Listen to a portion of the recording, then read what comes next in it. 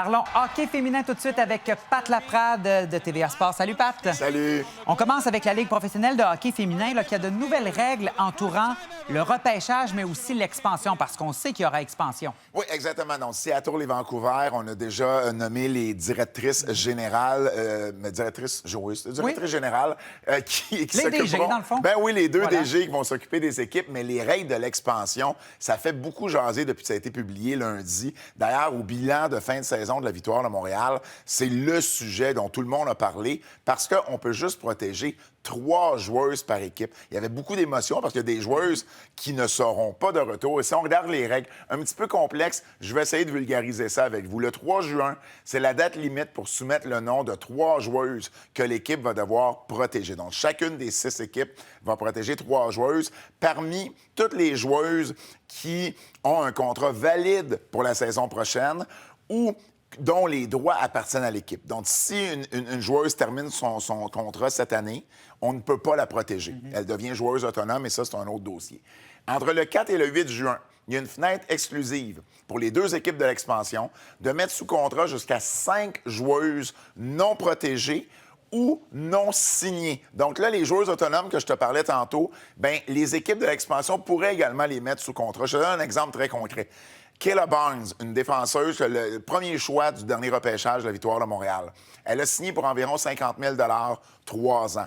Bien là, une équipe de l'expansion pourrait la signer et lui offrir plus d'argent, donc, je sais pas moi, 80, 90 000, rouvrir son contrat carrément et lui offrir un autre 3 ans. Donc ça, c'est très avantageux comme avantage là, pour les équipes de l'expansion de pouvoir rouvrir les contrats des joueuses et leur offrir plus d'argent. Ensuite, le 9 juin, c'est le repêchage de l'expansion comme tel avec, cette fois-ci, bien, il faut choisir jusqu'à 7 joueuses. Okay. Au final, il faut en avoir 12 par la fin du repêchage. Donc, si on a signé juste 4 joueuses à l'étape précédente, bien, il faut en repêcher 8. Au final, c'est l'étape où il faut en avoir 12 au total. Et là, on revient au pool de joueuses qui sont non protégées. Et puis, bon, dernière petite règle, chaque équipe va perdre 4 joueuses. À partir du moment que tu as 2 joueuses sélectionnées par une équipe de l'expansion, tu peux en protéger une 4e. Okay. Alors, ça, c'est les petites règles là, qu'il faut également comprendre. Si on regarde le portrait pour la Victoire de Montréal, il y a 14 joueuses au total que la Victoire peut protéger.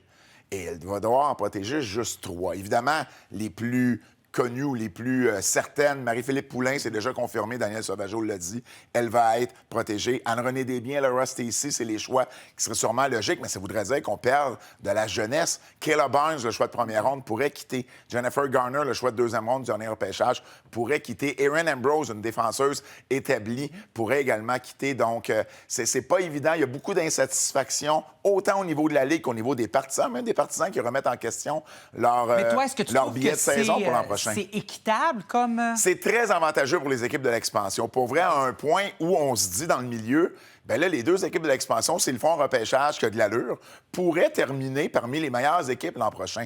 Et c'est là que moi, je trouve qu'il y a un petit problème parce qu'une équipe de l'expansion, je comprends que tu veux pas que l'équipe soit non compétitive. Non, tout à fait. Tu veux pas nécessairement qu'elle finisse avec 2 victoires durant l'année, mais... c'est pas obligé de les mettre premières non plus. Alors, c'est là, je trouve qu'il y a peut-être un ballon qui aurait pu être mieux fait. Peut-être 4-5 joueuses protégées au lieu de 3. Déjà là, ça aurait fait un peu moins mal aux équipes. On va parler maintenant de la série finale entre Ottawa et le Minnesota. On est à égalité. Oui, exactement. La série qui a débuté du côté d'Ottawa mardi dernier. La série est égale 1-1. Emily Clark qui a marqué le but vainqueur pour son équipe en prolongation, 2-1 mardi. Et puis jeudi, bien, ça a été également 2-1 en prolongation. Cette fois-ci, c'est Minnesota qui en est sortie victorieuse. Une défaite crève-cœur pour Ottawa. On a marqué un but. Il restait moins de 3 minutes à faire en troisième. Minnesota a égalité la marque en avantage numérique avec moins de 15 secondes à faire au match. Et puis en prolongation, Britta Curl qui a marqué son 2e. Donc, on s'en va du côté de Minnesota aujourd'hui et lundi. Et s'il y a un 5e match ultime à Ottawa, mercredi. Pat, toujours un plaisir. Merci beaucoup. Merci à toi. Salut, bonne journée.